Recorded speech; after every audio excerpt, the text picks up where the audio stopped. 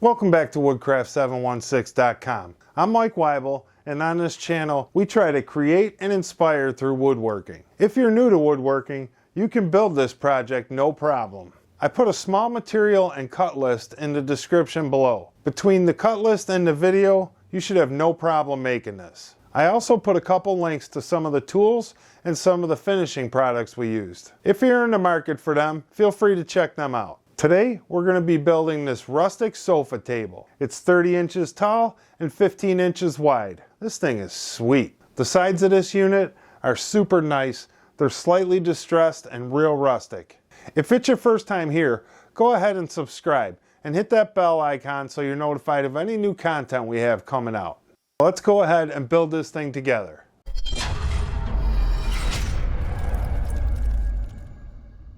Okay guys, the first thing we're going to do is start cutting our legs at 23 inches. We're going to need 4 of them. We're going to go ahead and cut it, slide our board over, put it on top, bump it up against the blade, slide it out of the way, cut it exactly the same length. So we'll end up with 4 pieces at 23 inches.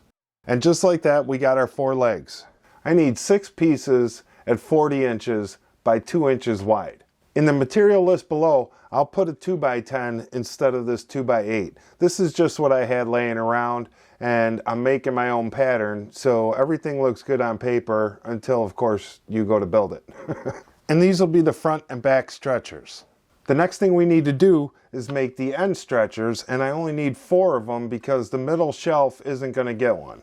These are going to be 2 inches wide by 10 inches. So we're over here at the table saw, and we're just going to take the rounded edges off of all of our 2x material.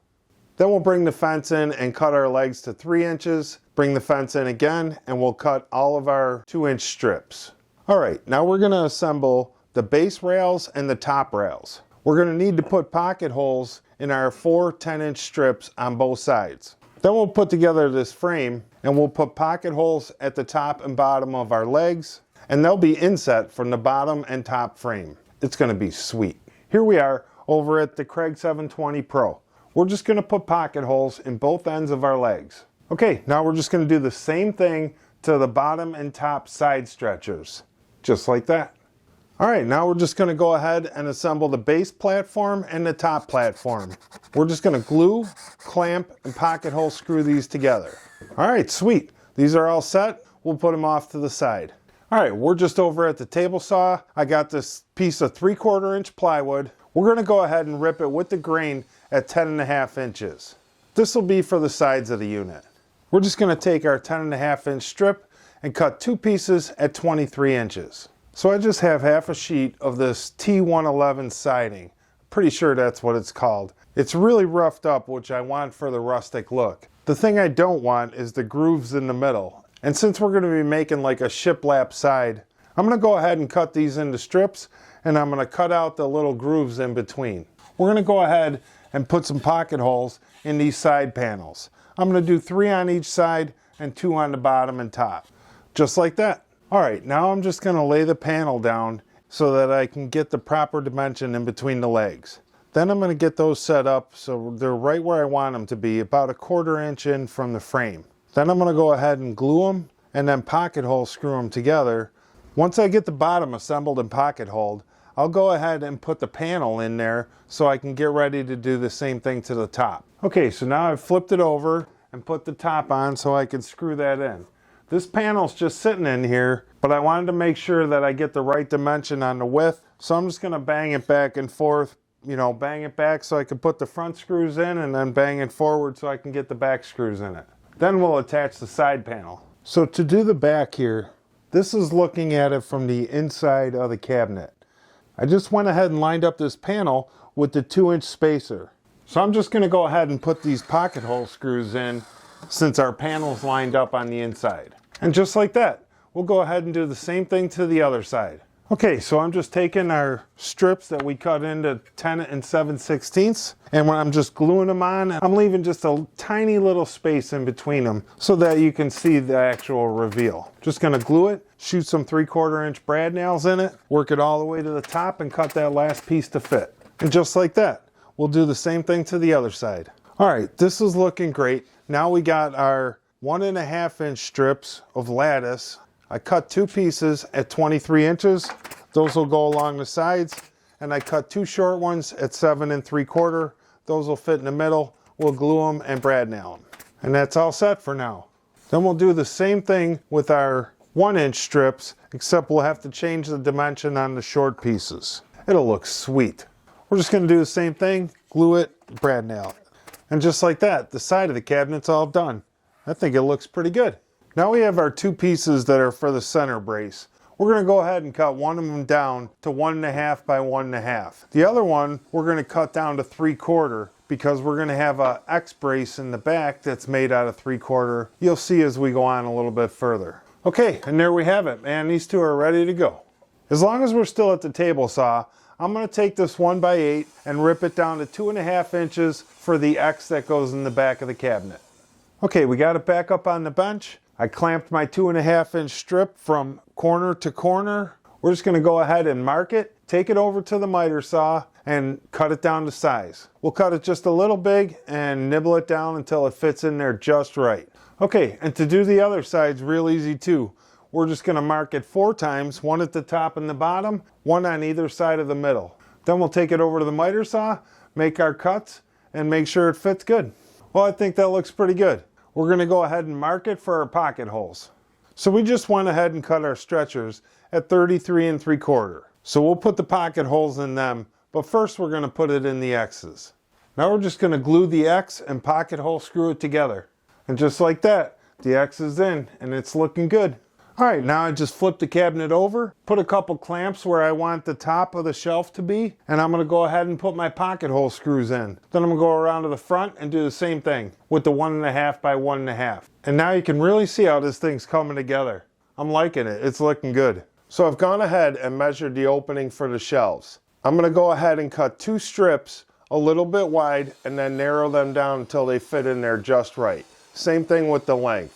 I'll cut it a little long. All right, we've gone ahead and cut our shelves to length and width. Now we're gonna put the pocket holes in them.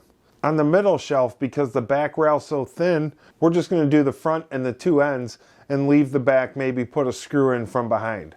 I just got my 3/4-inch pocket hole bit and we're gonna go ahead and put these in. So for the top, I just got a 2x12, 8 feet long, and cut it in half. Now I'm gonna come over to the table saw and I'm gonna trim up the edge, take off the rounded edge, then I'll just flip it around, move my fence to 7.5 inches. That'll give us 15 when it's all glued together. I could have used a 2x10, but the 2x10s at the big box store were just junk. So I went up to a 2x12. So I've gone ahead and cut the tabletop to length and width. Now I'm just gonna put some pocket holes in it, just on one side, since it's only a 2-piece top. Now I'm just gonna go ahead and glue it, clamp it, and pocket hole screw it together. I'm gonna start at one end and work my way all the way down. So I just went ahead and picked up these 3x3 brackets, enough to do each corner on the cabinet. I'm gonna go ahead and put a coat of spray paint on those. I'm not gonna paint the screws, I'll just touch them up after they're installed. Now that the glue is dry, I'm just gonna work this thing over with the belt sander. We're gonna get both sides, top and bottom. Sweet, this top is looking good. Now we're just gonna hit both sides, top and bottom, all edges with the 1/8 inch round over. And just like that, we'll be on to sanding. And now we're just gonna go on to the random orbital sander. We're just gonna blast both sides of this real quick and she'll be good to go. So I got these feet. I took the threaded rod out and just drilled a 1 1/4 inch hole. Now when we put the adjustable foot in there, it'll sit just above the surface. And because this is just a hole from the threaded rod, the pointy threaded end won't fit into this hole. So I just need to open that center hole up just a little more. Now this will fit in there, and then the foot will fit all the way in there. So I need to attach this to the bottom of the unit before I put the spike part in, because I'm gonna drive a screw up in there to screw it to the bottom. The pointy threaded part will go on, and then I can screw the foot on. I just went ahead and put a long screwdriver bit in the end of my drill. Now I'm just gonna try to line up the edge of the circle with the edge of the bottom so it hangs over just a little bit on each side. We're gonna glue it and put a screw right down in the middle. That worked out awesome. We're just gonna go around and do the rest of them now. If you have it recessed and you can't get your hammer to fit in there without dinging up the rest of the material, just get a bolt that you can find that has the same thread and then drive that down in. So I went ahead and cut some extra pieces of this T111. It'll fit on the inside of the cabinet to match the outside. We have to keep them separate because the middle shelf has to go in before we put these in. Alright, this is all sanded smooth. We're going to go ahead and put our pre-stain conditioner on the top and the shelves. So we'll get right into that. We'll put it on. I always use this on the pine. It really takes away the blotchiness. And that's it. We'll let that dry for a half an hour and then we'll go ahead and stain this thing. I'm going to start on the bottom, fill the pocket holes with a Q-tip, use a rag to wipe on the rest of the stain, flip it over, do the top, and set it off to dry. I'm just using a mid-wax espresso. I really like this color. Alright, last thing we're going to do is put our little grooves in for our tabletop fasteners. I'm just going to go around with the router and I'm probably going to put 10 different spots in here. That way it'll really cinch the table down good. Alright, now we're going to go ahead and paint this thing, man. I'm pretty excited about it. Don't forget to paint our slats because our shelves have to go in first so we can add these after. I think I'll just dry brush this on and make thicker and thicker coats as I go along. I don't want to overdo it. I really want this to look rustic. And since I didn't sand anything, it should be pretty easy to leave some low spots. Alright, our stain's all dry. We're good to go. We're just going to go ahead and apply some of this Minwax polyacrylic. It goes on kind of milky, dries to a nice clear finish. I'm using the clear satin on this one. I'm going to go with the grain, making sure to cover everything with a nice even layer. Make sure I get the ends real good and wipe off any drips that might be there. Sweet. The next thing we're going to do is sand this and put another coat on it. I'm just using this 2000 grit sponge washable sandpaper. I buy them on Amazon. I'll put a link in the description if you're interested. They work really good and they last a super long time. We're just going to go ahead and sand the top and the sides with this thing, get it real smooth before the next coat. Now we're just going to go ahead and put another coat on. Alright, you know what time it is. It's time for our Johnson's paste wax with some 4/0 steel wool, and we're going to go ahead and lather this thing up and wipe it off and make it super smooth. We're going to do the top and the shelves. I'm just going to put it on going with the grain, and then I'm going to wipe it off with a clean rag, and this thing will be super smooth. Okay, this is where it all comes together. We got our top flipped over. We have our bench top upside down on top of it. I got the middle shelf in there with some clamps so that we can just go ahead and pocket screw that. It'll be nice and even with this support. Then we'll put the bottom in. Then we'll just use the tabletop fasteners to really tighten the top down. So I just used the adjustable square to find the center of our 3/4 inch shelf. Then we'll drill 2 pilot holes and use our 1 5/8 screws. Awesome. Now we're just going to go ahead and put our Z-clips in, our tabletop fasteners. We'll just go around and secure them to all the grooves we made. Really hold this top down good. And while it's still flipped over, we'll go ahead and put our adjustable feet in. Cool. Now we're going to install our 11 and 7/16 slats on the inside and we'll just build up the walls. We'll just go ahead and glue them and brad nail them on, work our way to the top, and there you go. I think it looks pretty cool. And we have one more thing to do. Does anybody remember from early on, way back in the video? That's right, we painted these brackets that we're going to mount on each of the corners, top and bottom. It's going to look sweet. So I think I'm just going to go ahead and eyeball these, and I'm just going to put them on there so they look nice, especially from the front. From here, we'll just go around and put them on the rest of the corners. And bam, just like that, this thing is done. I think this thing looks good. This has that nice rustic look that the customer was looking for.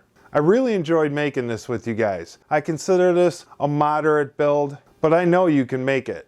I know that we went at a quick pace on this build, but I didn't want to make an 1.5 hour long video. So let me know in the comments below if you would prefer a longer detailed video or as short video as I can get it and get across the message. I'll have a couple links in the description below for some of the tools I used and some of the finishing products we used. If you're in the market for them, go ahead and check those out. And don't forget to subscribe, like, share, do all the social media things that really help these small channels. Remember to always create and inspire. Thanks for watching. We'll see you on the next video.